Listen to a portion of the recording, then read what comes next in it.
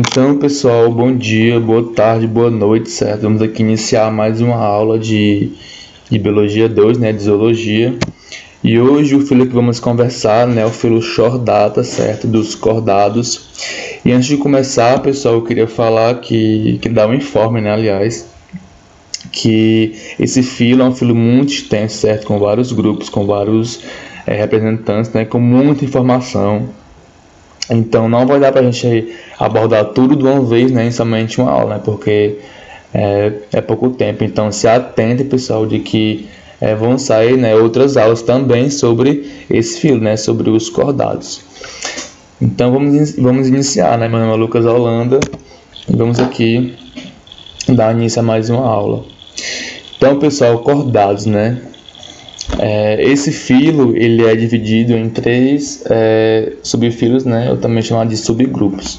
O primeiro, né, o filo Urochordata, né? Dos urocordados, que do grego ura significa cauda, né? Que se refere ao fato de que a notocorda desses animais aqui, ela está restrita somente da região caudal desses animais, certo? E também é uma estrutura que ela não persiste na vida adulta, certo? Somente na fase larval. O segundo, né, é o subfilo Cephalochordata, né, dos cefalocordados, que é do grego kephalae, que significa cabeça, se refere ao fato, né, de que a notocorda desses animais ela vai da cauda até a extremidade da região cefálica, certo? E por último, né, temos o subfilo Craniata ou Vertebrata, certo? Que são os animais, né, que possuem um crânio protegendo o encéfalo, né? Eu não falei, né, mas os representantes, né, dos urocordados são os acídeos, né? As acídeas, que são esses animais aqui que lembram um porífero, né? Dos cefalocordados são os anfioxos. E aqui um exemplo de um craniata, né, essa linda girafa. Aqui a gente vai citar, né, pessoal, somente algumas características gerais, né, desse filo, que vocês também já têm já são familiarizados, né. Esses animais, eles possuem uma simetria bilateral, certo? São triblásticos e são animais deuterostamos. Isso significa o quê? Significa que o blastóporo, certo? Assim como nos equinodermos, o blastóporo ele origina primeiramente o ânus, né, para depois originar a boca. Esses animais eles possuem um sistema digestório completo, certo? Um sistema circulatório fechado, né, e também possuem um tipo de metameria que ela é vista em diferentes graus, certo? Ela é mais observada em determinada parte do corpo do que em outra, né? Diferentemente lá dos anilis, né, que era um tipo de segmentação repetida, né, durante todo o corpo, né, em formato de vários anéis. Agora, pessoal, a gente vai aqui abordar, né, as novidades evolutivas, né, desse filo, né? E vocês aqui precisam ter muita atenção, né, pessoal, porque essas informações aqui elas são extremamente importantes, certo, no estudo desse filo, né, dos cordados, e cai muito em prova, certo? Então se atentem muito a esse slide aqui. Então, pessoal, para ser considerado um cordado, certo, ele precisa ter essas 4 características aqui, certo? Não obrigatoriamente significa que precisa ter essas 4 características até a vida adulta, certo? Mas eles precisam ter, né, ter tido, aliás, em algum momento da sua vida, certo? A primeira é a notocorda, né, que é uma estrutura de sustentação ligada ao indivíduo, que ela é situada na linha mediana dorsal do corpo. A segunda é a cauda pós-anal. Sim, né, os seres humanos também, né, possuem uma cauda pós-anal, né, em determinado momento, né, do desenvolvimento embrionário. E essa cauda pós-anal, né, é só uma projeção, né, do corpo que ela vai além do ânus.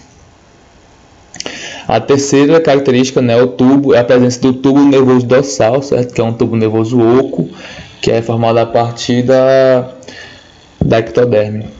E por último, né, são as fendas faringianas, né, que são estruturas laterais à faringe e que em alguns animais, né, elas persistem até a vida adulta, né, e dão origem a outras estruturas, como por exemplo as brancas, né, como também por exemplo no caso dos peixes. Então, mais uma vez, pessoal, para ser considerado um cordado, né, precisa ter essas 4 características aqui, certo? Aqui, né, é um desenhozinho de 4 embriões, certo? Para a gente ver onde que se localizam, né, as suas fendas branquiais ou faringianas e as suas caudas, né, pós-anal. Aqui é um embrião de um peixe, certo? Aqui é a sua fenda e aqui é a sua cauda. Aqui um embrião de um réptil, aqui um embrião de uma ave e aqui um embrião de um ser humano, né? Os urocordados e os cefalocordados, pessoal, eles também são classificados como protocordados, certo? Que significa que esses animais, eles são os cordados mais primitivos do filo, certo? Vamos abordar um por um. Então, vamos começar aqui falando um pouco sobre os urocordados, certo? Que são animais marinhos e filtradores, certo? Em que eles aproveitam, né, as partículas que ficam suspensas na água, certo? Eles inalam essa água juntamente com essas partículas. As partículas em que eles vão se alimentar, elas ficam aqui retidas, né, nas fendas branquiais, né? Que após isso ela é mandada lá pro estômago, né? Onde ela vai ser absorvida, né? E o resto eliminado pelo ânus, né, e o restante da água, né, que não é usada, é eliminada pelo sifão exalante, que é só em cima, né, mostrando onde fica cada órgão desse animal, né. Aqui é por onde a água entra, né, pelo sifão inalante, que é o sifão exalante, a boca, o coração, né, que é bem reduzido, e aqui, como eu falei, né, são as fendas branquiais. Esses animais, pessoal, eles também são classificados como tunicados, né, eles possuem uma túnica que ela reveste todo o corpo, certo? E que ela lembra a celulose, pelo fato de que ela possui um carboidrato, né, semelhante à celulose, que é chamado de tunicina. Esses animais, eles possuem um sistema circulatório bastante peculiar, certo? Na qual ele pode reverter, certo, o sentido de propulsão do sangue no corpo dele. Então, ora o sentido de propulsão do sangue pode estar em um sentido, né? E ora pode estar em outro sentido. Esses animais, né, eles possuem um sistema nervoso bem simples, né? Com um gânglio de onde parte vários ramos para todas as direções do corpo. No geral, eles são animais hermafroditas, certo?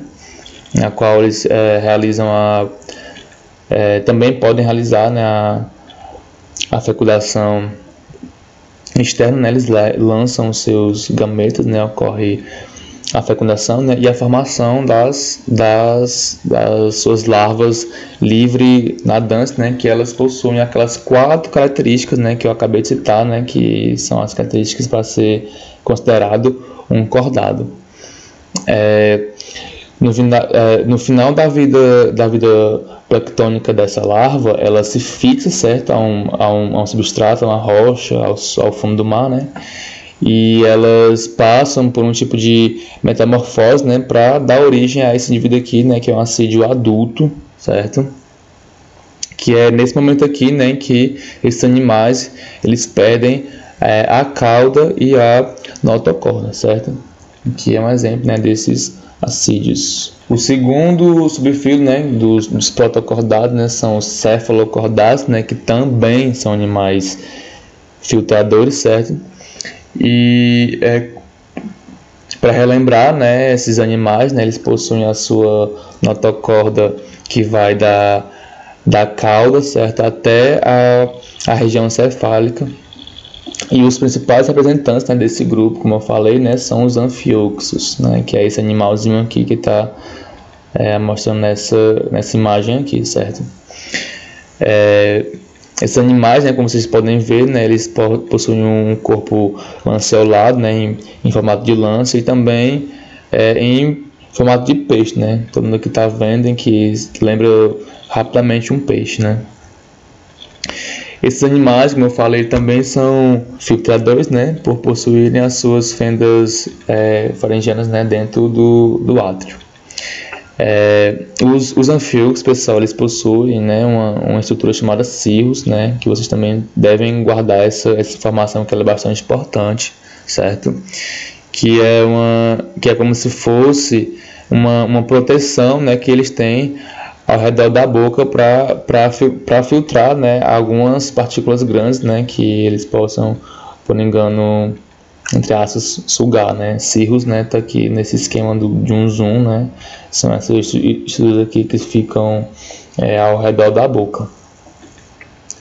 E uma curiosidade, pessoal, desses animais é que quando eles estão na fase adulta, né, eles saem da água, certo, e se enterram na areia, né, como está mostrando aqui nesse esquema, e ficam somente com a parte da boca para fora, né, juntamente com esses cirros, né, que vão auxiliar, né, na nutrição desse animal, certo? Eles possuem um sistema circulatório composto, né, por vasos contráteis, né, que realizam a propulsão do sangue, né, por todo o corpo desse animal. E vale ressaltar, né, que eles não possuem coração, certo? Mas eles possuem um seio venoso, né, e uma aorta ventral, né, com parede contrátil.